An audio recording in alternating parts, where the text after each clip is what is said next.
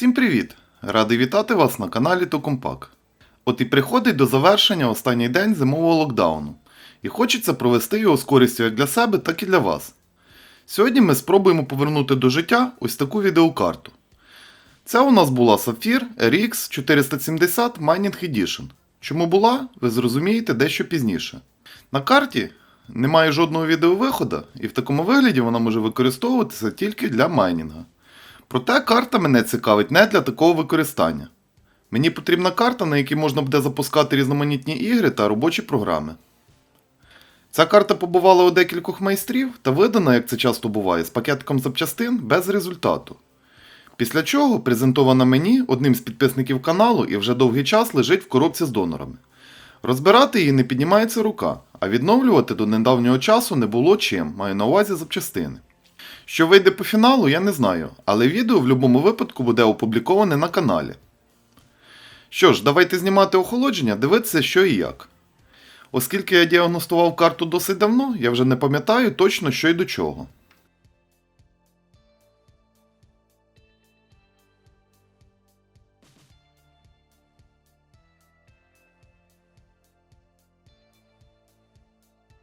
Оглядаємо плату більш детальніше. І як вам така картина? Мичка по 12-вольтовій лінії наводить на певні думки. Відсутні всі 8 банок пам'яті, відсутній ГПУ, частина конденсаторів, а також запобіжники. А винуватцем з самого початку був SMD-конденсатор по 12-вольтовій лінії на зворотній стороні плати. І він мною був колись замінений, та оскільки живих ГПУ в мене не було, плата відповідно відправилася в зал очікування. Об'єм роботи не маленький, але, як говориться, очі бояться, а руки роблять. Для того, щоб виконати первинні заміри систем живлення, нам необхідно зняти все олово з п'ятаків, інакше можемо діагностувати коротке замкнення в якійсь з ліній. Тут я дам декілька рекомендацій, основаних на своєму досвіді. Якщо ви початківець і не мали досвіду роботи з відеокартами, обов'язково скористайтеся нижнім підігрівом, оскільки плата досить теплоємка, і існує велика ймовірність пошкодити маску або обірвати п'ятаки. Я також виконую ці операції на нижньому підігріві, а в даному випадку перемістився сюди виключно для зручності зйомки. Жало має бути максимально велике по площі. Для прикладу, місця під перші банки я зачищаю меншим жалом, і одразу видно, що воно не до кінця прогріває плату. За жалом тягнеться шлейф олова. В принципі, працювати можна, але досить незручно.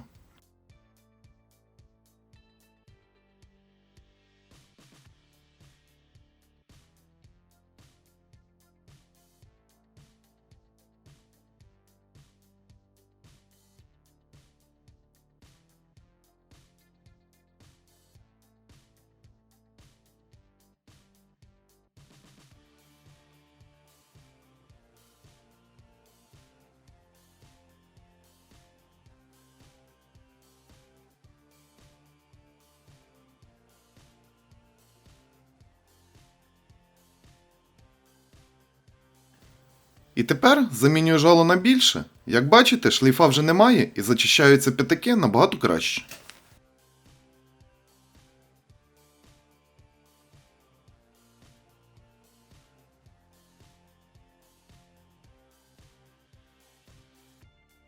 Часто мені задають питання відносно температур, але тут все дуже індивідуально, залежить знову ж таки від жала, від самої паяльної станції і від ваших навиків. Так що однозначної відповіді, на жаль, немає. Після того, як все олово знято, можна по фіналу зачистити п'ятаки. В принципі, можна і не знімати все олово опльоткою. Тут знову ж таки, як кому зручно. Деколи, якщо чіпи невеликі, я так і поступаю. Але в даному варіанті, так як банок пам'яті багато, якщо не зняти все олово, їх буде тяжче позиціонувати на платі і є шанс, що шари можуть злипнутись в процесі пайки. Про питання відносно флюса, в роботі у мене два типи флюсів – Amtech 559 та ERSA. Для таких операцій я використовую 559, оскільки у нього більш густа консистенція, з ERSA такі роботи мені виконувати незручно. І відповідно повторюємо таку ж операцію для місця під графічний процесор.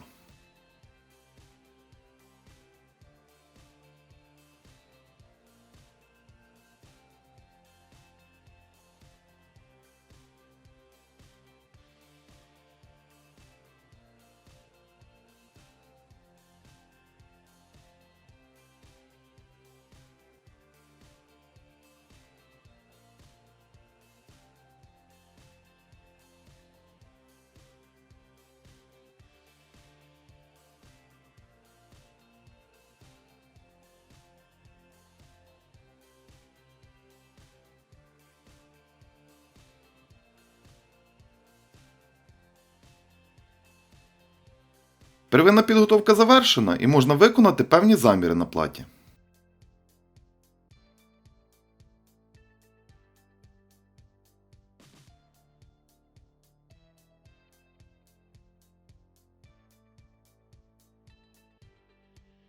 Дванадцятивольтова лінія додаткового живлення в нормі.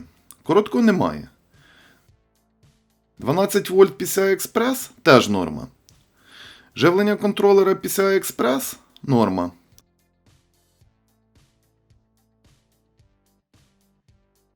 На лінії живлення контролера пам'яті короткого теж немає. Живлення пам'яті 33 Ома. Трошки замало, потрібно буде переміряти на іншій платі. Проте, виконавши заміри на іншій платі, і такий опір є нормальним. Тепер можна запаяти на місце запобіжники та конденсатори.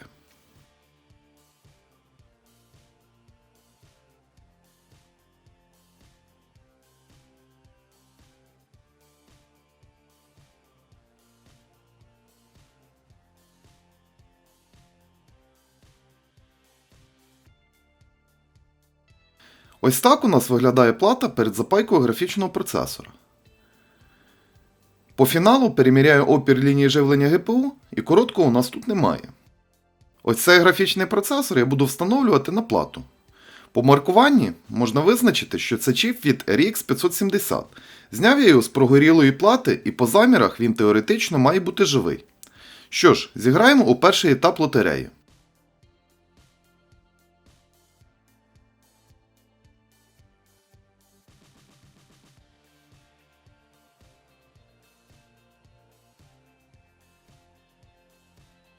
Встановлюю плату на стійки, і ось тут уже в бій іде флюс РСА. Великої кількості флюса не потрібно, щоб чіп в результаті не плавав на ньому. Після того, як чіп спозиціоновано, відправляємо на паяльну станцію, і вона далі все зробить за нас.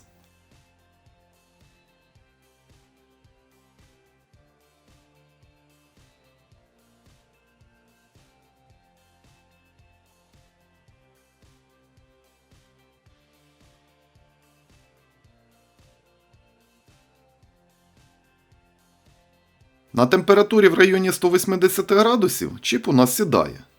Відносно суперечок, чи потрібно покачати чіп на фінальній стадії пайки, моя думка наступна. Якщо чіп великий, можна його легенько качнути. Але якщо правильно підібрані температури на станції, плата нормально підготовлена і виконується якісний флюс, то це не є обов'язковим. Маленькі чіпи бажано не качати, особливо якщо вони на шарах менше 0,4 мм, бо шари при цьому можуть злипнутись.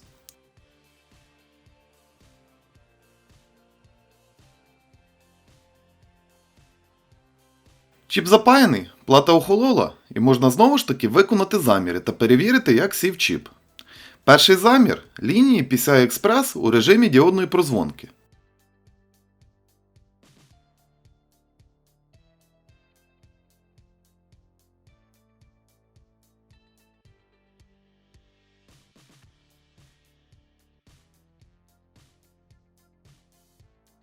Всі лінії у нас міряються однаково, тож продовжуємо. На даній платі є контрольні п'ятаки ліній пам'яті, і по них також можна вибірково пробігтися. Під час заміру зверніть увагу на падіння напруги на мультиметрі в 0,5 вольта. В майбутньому ми ще повернемося до цього значення. Вибірково пробігшись по п'ятаках ліній пам'яті, вже точно можна сказати, що чіп сів у нас нормально. І тепер виконуємо контрольні заміри по лініях живлення. Для цього переводимо мультиметр у режим виміру опору. На контролері PCI-Express 12 Ом. Нормою для цих чіпів вважається від 10 до 20 Ом.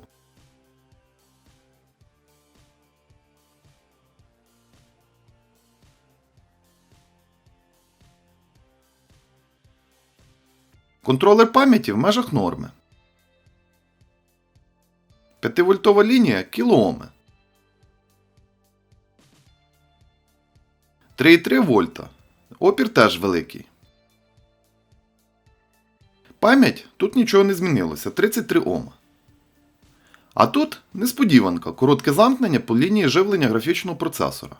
Не може такого бути, сам собі не вірю. Ну точно коза. Блін, як так? І тут до мене нарешті дійшло. В мультиметрі сідає батарейка, і він вже не зможе міряти низький опір. За кадром переміряв іншим приладом і все стало на свої місця. Тож саме час подати на плату живлення і поглянути, чи буде якийсь позитивний результат.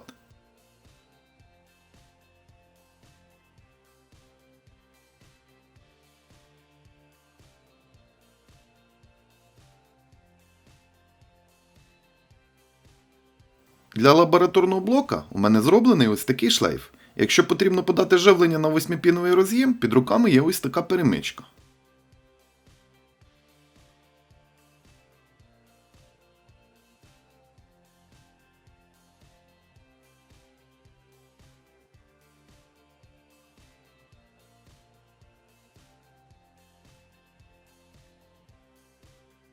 Запускаємось і дивимось. Живлення ГПУ 0,9 вольта. Добре.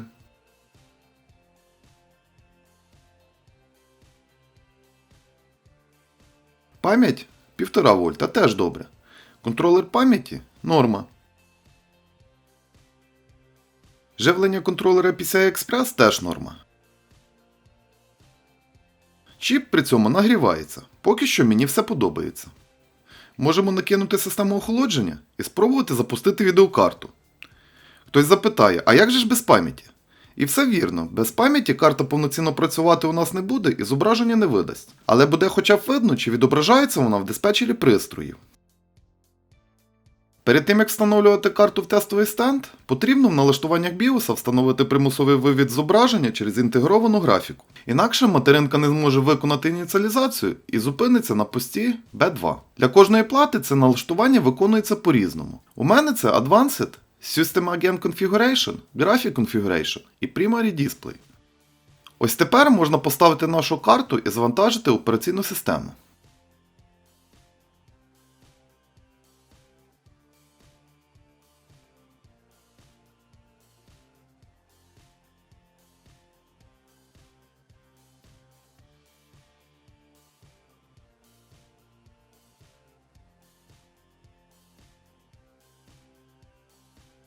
В диспетчері пристроїв карта є, це вже добре.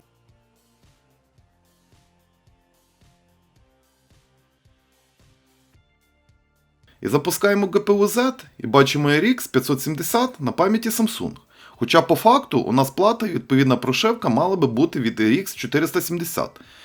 Проте невідомо, що прошивали раніше в карту. І якщо запустити рендер-тест в GPU Z, він навіть починає працювати. Але якщо при цьому перейти у вкладку сенсор, то значення там якісь фантастичні. Оскільки я знаю, яку пам'ять буду встановлювати на плату, одразу ж можна прошити відповідний BIOS.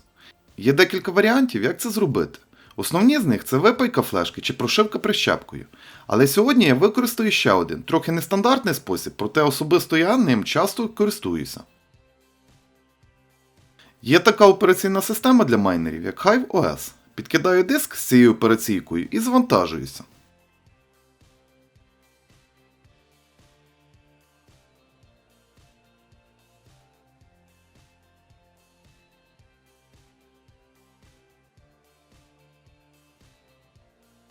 Hive побачив нашу відеокарту і далі можна переміститися до мого робочого ноутбука. Переходимо на всім відомий сайт Tech Power Up і шукаємо необхідний BIOS.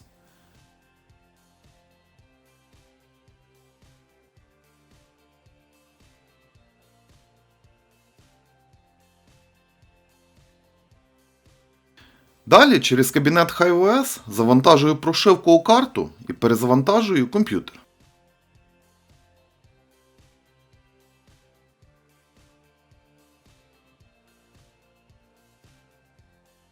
І через деякий час Hive вже бачить тип пам'яті як Unknown Memory, оскільки в BIOS підтримка двох типів пам'яті Hynix та Elpida, а на платі жодна банка не встановлена. Це на даному етапі є нормальним. Далі можна повернутися до тестового стенду і перезавантажитися у Вінду.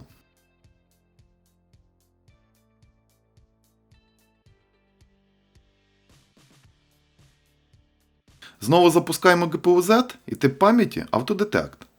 А у диспетчері пристроїв карта висить з посткодом 43.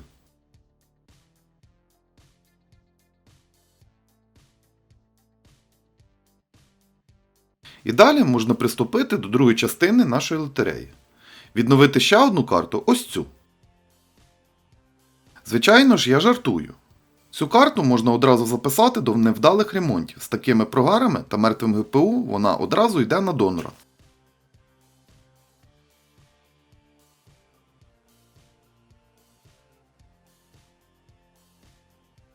Але судячи з замірів, пам'ять на ній мала б бути жива.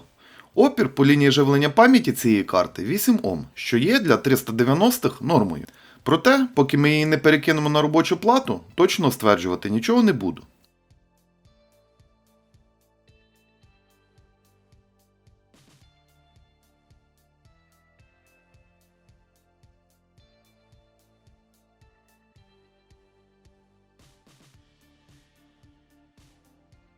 І от плата уже на нижньому підігріві. І на процесі пайки банок пам'яті варто також зупинитися більш детальніше.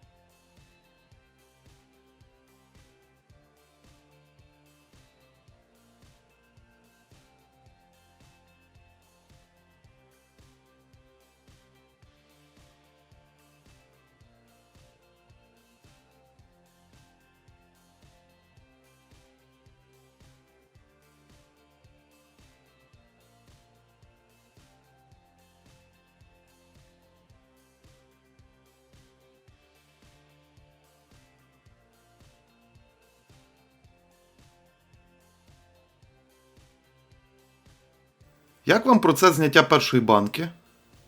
Можете поставити відео на паузу і відписати в коментарях. Я спеціально не прискорював відео, щоб все було в реальному часі.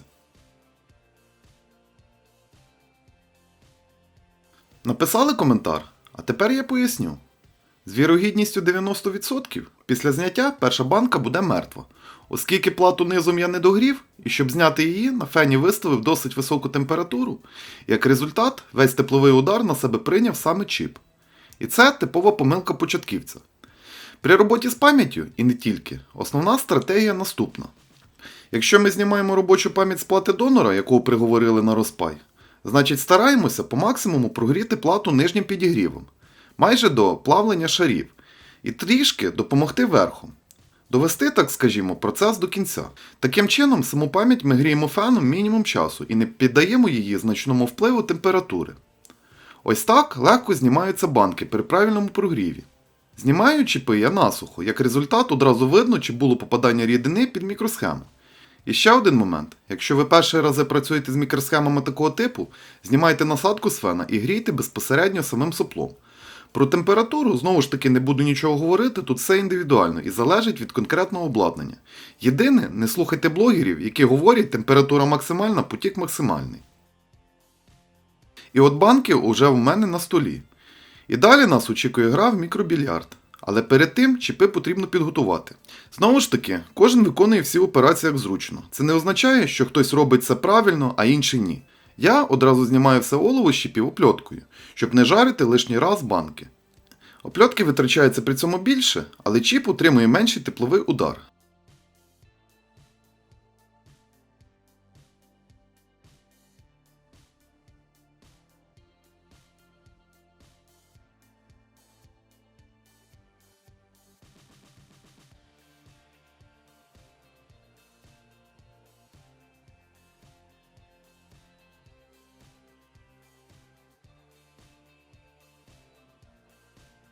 І далі прибираємо весь бруд з п'ятаків, а також зі стола. Приємно працювати, коли робоче місце чисте.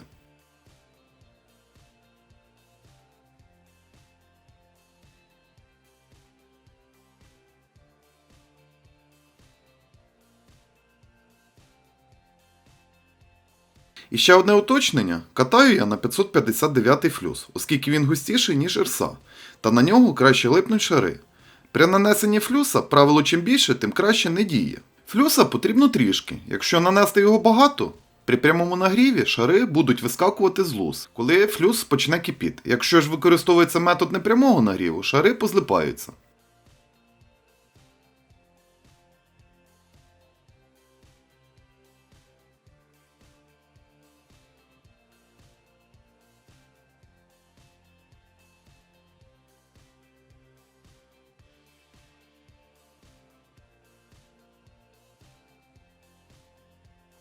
Підготувавши місце, можемо приступати.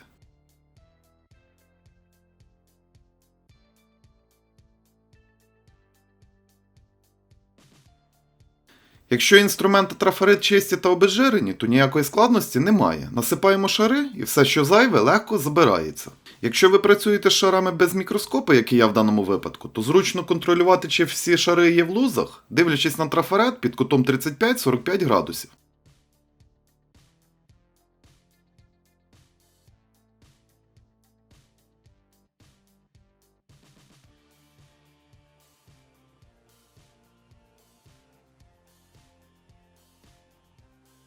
Далі прогріваємо чіп. Потік середній, оскільки на великому потоці шари також починають тікати з луз.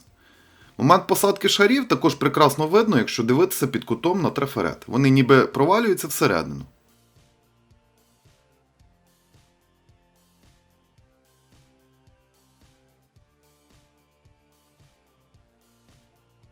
Після пайки чекаємо декілька секунд і можна розділяти чіп з трафаретом. Якщо це зробити занадто швидко, шари можуть ще не застигнути і доведеться перенакатувати.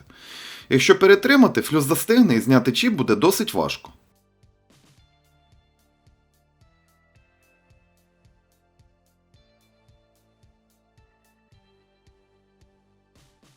Ось такий у нас результат вийшов з першою банкою. І так ще 7 разів.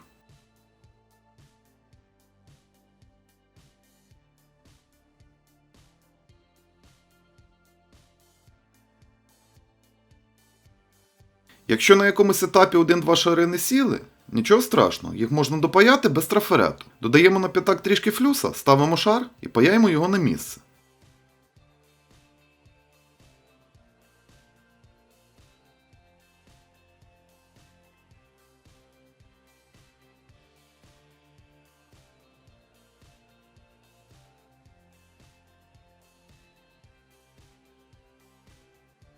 По фіналу накатки змиває флюс і ми готові до наступного етапу запайки на плату.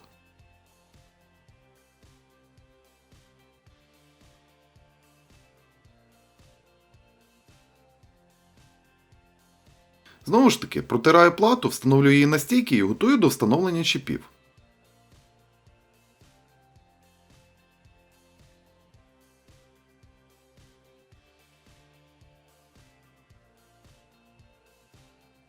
Тут вже буде ерса, але трішки, не потрібно її мастити як ікру на бутерброд. Інакше чіп в процесі пайки буде плавати і шари з великою ймовірністю також злипнуться.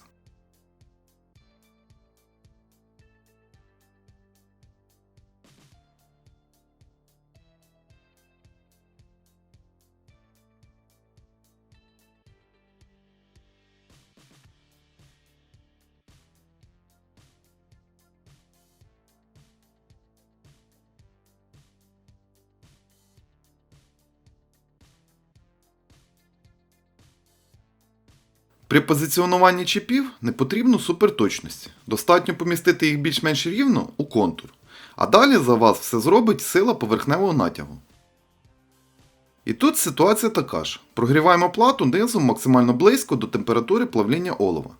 Ідеальним варіантом я вважаю 150-160 градусів на платі. І якщо на платі донорі при знятті я орієнтувався по температурі низа, то на платі, з якою ми працюємо, я більш точно контролюю температуру за допомогою датчика на самій платі. При правильній температурі ми також по мінімуму будемо гріти саму плату та чіп феном. Пару секунд і чіп на місці. А тепер ще один експеримент чи то міф. А потрібно качати маленькі BGA чіпи? Спробуємо декілька качнути. А останніх 4 я качати не буду. Як думаєте, вони не запаяються? Перевіримо це пізніше. Процес пайки завершений, і поки плата ще тепла, підготую п'ятаки для обв'язки порта HDMI.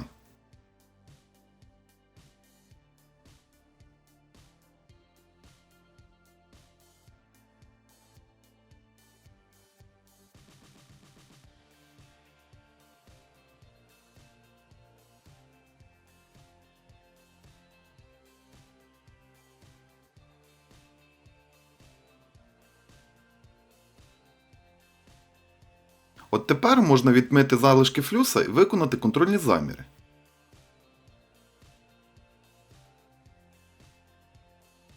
Пам'ятаєте, я говорив про падіння в 0,5 вольта на контрольних точках? Це значення змінилося. І тепер, після встановлення відеопам'яті, падіння напруги складає 0,42 вольта. І таким чином, пройшовшись по всіх точках, можна перевірити, як сіли банки пам'яті. Я це роблю вибірково. Тож, виконавши заміри, попередньо у нас все добре. Можна спробувати запустити карту.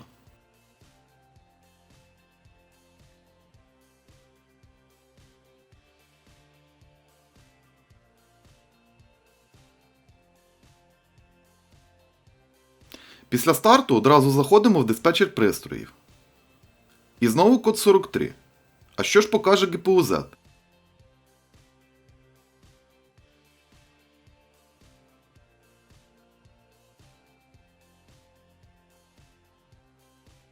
Як так? У нас ні разу не Hynix. Невже пам'ять теж не робоча і експеримент закінчився невдало? Шеф, все пропало, все пропало. A few minutes later. І знову диспетчер пристроїв. Код 43 у нас зник.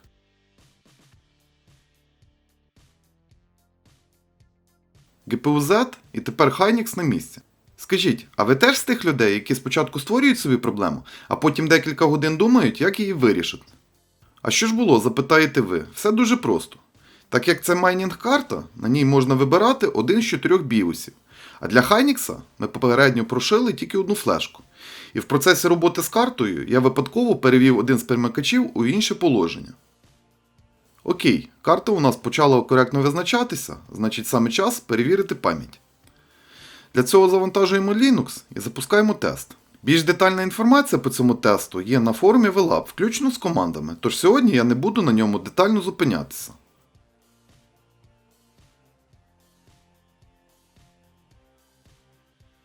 Перший забіг по 20 МБ на кожну банку, і тест проходить вдало. Спробуємо ще раз, але вже на 256 МБ.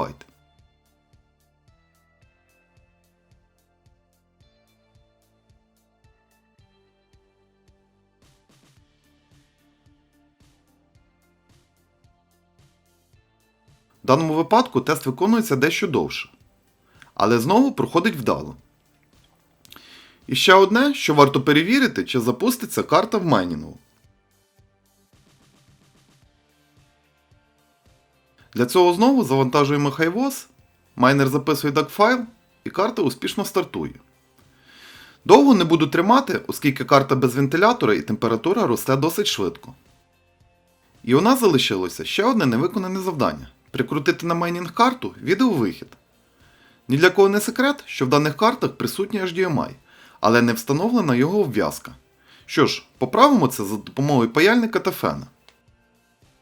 Я скористаюся можливостями відеомонтажу, і ось так виглядає готовий результат. Єдине, що в процесі пайки забув про наклейку, і вона дещо підсмажилася. І так, на жаль, деколи буває. Карта вже у тестовому стенді і досить хвилюючий момент. Монітор зліва, який ви могли спостерігати на протязі відео, підключений до інтегрованої графіки. А той, що справа, до дискретки. Запускаємося, і вся увага на нього. Надіюся, зараз все запуститься. Як бачимо на моніторі, в сьогоднішній битві з відеокартою ми здобули невеличку перемогу. Зображення з дискретки таки появилося. Що ж, після всіх виконаних сьогодні операцій можна нарешті приступити до фінальної збірки.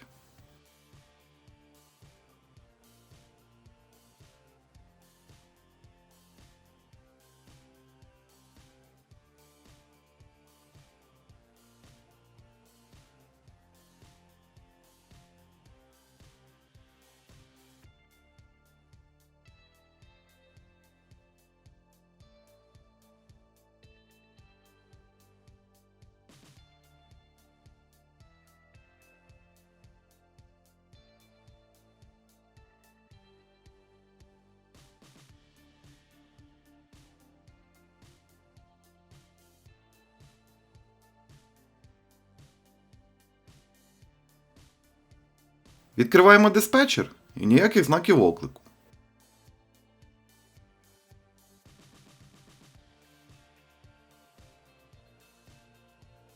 В GPU-Z карта також визначається абсолютно коректно. Ну і на завершення спробуємо пройти тест 3D Mark. Так як карта не клієнтська і залишається працювати в моєму стенді, протестована вона буде по повній. І от на момент монтажу цього відео пройшов тиждень часу. Карта працює в різних проектах, як і повинно це бути. Єдине, що залишилось знайти планку роз'ємів від нормальної, немайнінгової версії Сапфіра та довстановити на карту. Але це вже зовсім інша історія. Якщо відео було корисне, ви знаєте, що робити. Ну а я прощаюсь з вами до наступних зустрічей. Бережіть себе та будьте здорові!